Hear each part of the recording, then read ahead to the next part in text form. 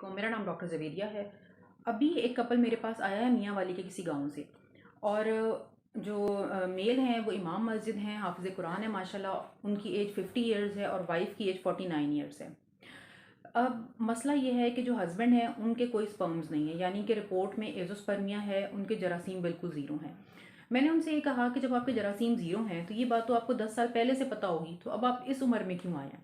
तो उन्होंने कहा कि मैडम मसला ये है कि हमारे गांव में और हमारे गांव के साथ और बहुत सारे गांव ऐसे हैं जहां पे अभी तक ये कॉन्सेप्ट है कि टेस्ट ट्यूब बेबी हराम है, हलाल नहीं है।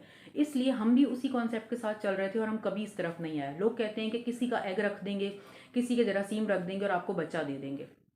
इसलिए हम यही सोचते रहे और इसी की सोच की वजह से हमें इतनी देर हो गई। और अब जब हमारा ये कॉन्सेप्ट क्लियर हुआ है, मैं खुद इमाम मस्जिद हूँ, वो मुझे बार बार कह रहे थे कि मैं खुद इमाम मस्जिद हूँ।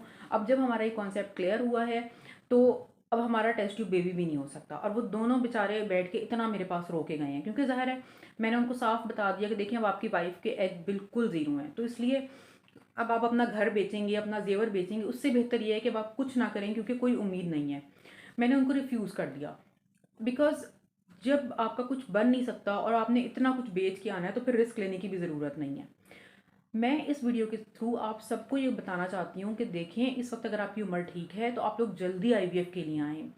ये मैं समझती हूँ कि ये बहुत महंगा प्रोसीजर है, लेकिन अब आप लोग एटलीस्ट इसके लिए माइंड बनाना शुरू कर दें और फ़ौरन इसकी तरफ आएँ, क्योंकि जब देर हो जाएगी, जब आप इस उम्र में, इनकी उम्रों में मेरे पास आएंगे तो फिर मैं भी कुछ नहीं कर सकूँगी। आप मेरे पास आएँ, मैं आपको शरीयत काउंसिल का अप्रूवल दिखाती हूँ ताकि आप लोगों को भी सेटिस्फेक्शन हो।